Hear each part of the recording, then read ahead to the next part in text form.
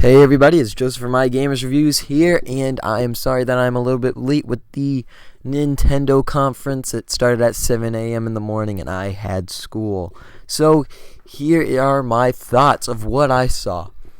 Pretty much I am souped for the Pikmin 3 game that is coming out for the Nintendo U. The Wii U, the Nintendo Wii U. I am souped for that game. It looks like so much fun. You get to control multiple Olimars, so up to 4 Olimars, and you get to simultaneously use them in different positions. And they made the camera angle so much better. It's not too zoomed out, it's not too zoomed in, so you can control and see every single movement of your Pikmin. The graphics are so vibrant, it actually looks like you're there. They really stepped it up. The Wii U looks amazing, and Pikmin 3 will probably be our first Wii U Let's Play out of the whole lineup of Wii U games that are going to be coming out. They have about 23 games, and then there's a ton of third-party games that they didn't get to announce. The 3DS wasn't said in the Nintendo conference. They'll have their own 1-hour conference tomorrow night at 6 o'clock, so be sure to watch that. So now from Pikmin, we're going to go into the new Mario game, New Super Mario Bros. 2. The New Super Mario Bros. 2 game looks awesome as well. Now, you get to do more than you did in the other game. Now you get to control Yoshis and use the different powers of Yoshis.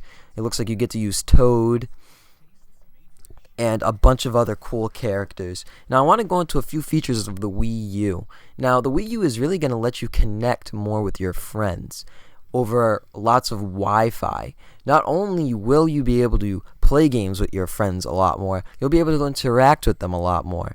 Now, when you first boot up your Wii U system, you are going to see a welcome screen, and your friends will be around the games that they play the most, or the games that you play the most, and they can write messages, they can draw messages. And the cool thing about this is that it'll also be like Xbox Glass, where you can use your smartphone or your tablet or your 3DS to interact with this whole society of gamers for the Nintendo systems. Now, something that really surprised me is that they're releasing Assassin's Creed 3 and they're releasing Batman Arkham City Armored Edition. Now, Armored Edition, what you might want to get with this game, why you might want to get this game is you're going to be able to use the Batarangs a lot easier. The gliding looks just spot-on accuracy, and a really big key element is that Batman has a suit. His suit is now charged. So the more he takes down enemies, the more charges he gets. And when it's fully charged, he can release this charge in order to just take them out with one shot. Another cool feature is that the Wii U really makes this game even more unique. Like I said, with the Batarang, you can control all of your items and your equipment and the map, and it just really, the game and the Wii U look like they're in perfect sync. Now, they did say some things about 3DS. They talked about Luigi's Mansion 2, which looks like a ton of fun, so I can't wait for that. But now I want to head over to the Miis. The Miis are having their own land, and it's called Nintendo Land. And here you can interact with basically all your friends and all the Miis around the world. And what it really is basically just everything Nintendo put digitally. Like if Nintendo had an amusement park, here it is. Kind of like the Pokemon Plaza, if you remember from Platinum, how if Pokemon had an amusement park, that's what it would look like.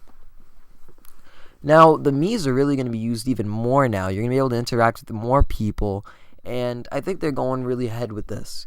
Now, I want to go to Scribblenauts. They are making the game Scribblenauts Unlimited, where they are actually giving you a background story to the main protagonist of the game.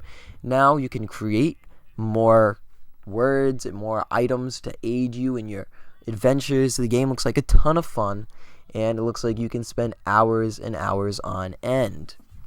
Now, the Wii Fit U.